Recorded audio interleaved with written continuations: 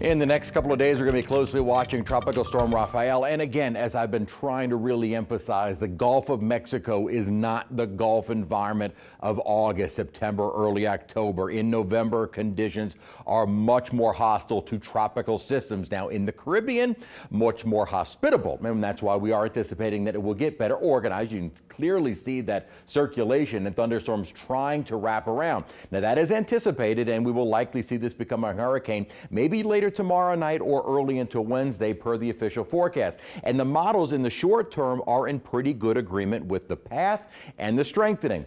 Where they split in the path is once in the Gulf of Mexico, and we'll show you that in a moment. But what the models are in good agreement with is that this is going to be in a hostile environment, and we will see it weakening, not because of any land interaction, but because the conditions over the Gulf are not likely to allow this to maintain its strength, and certainly not allow it to strengthen any further. So what we're looking at is a comparison of the official forecast from the Hurricane Center overlaid with the GFS in red and the Euro in green. Again, short term right through Wednesday morning, passing Cuba in pretty good agreement. This is where we get a little bit more of a split. Now, I will say some of the ensemble members are starting to favor a little bit more with the GFS, so kind of taking it more along a north, the westward, and then northerly track. The Euro seems to be a little bit more of an outlier. We will see if that changes in the coming days. Right now, the Hurricane Center's path basically splits the difference, with the Euro keeping it well down to the south of the Louisiana coast,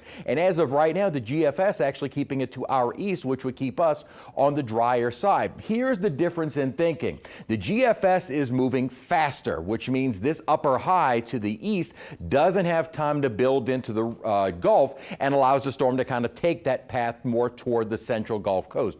The Euro has the storm moving much slower and more time for this high to build in, which would allow the storm to just continue moving toward the west. We will see what its forward speed does in the next couple of days. But these are the conditions over the Gulf right now. Very dry air and already strong wind shear over the northwestern Gulf. Here's the dry air forecast. Here is the storm itself. It may be able to kind of funnel in some moisture northward into Georgia, South Carolina, actually possibly causing some flooding issues there. But as far as the rest of the Gulf goes, very dry. That is going to help to rip the storm apart and begin entraining that dry air near the center. The wind shear will also help to rip the storm apart, kind of removing any thunderstorms well away from the center. So the center point isn't as much of a focus as will the conditions of the storm be at this time. It's not going to look like a tropical system by the time it starts nearing the Louisiana coast. Conditions in the Caribbean, very favorable for further development. Deep warm water,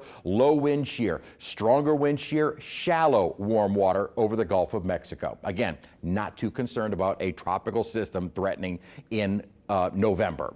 If this was August, September, different story.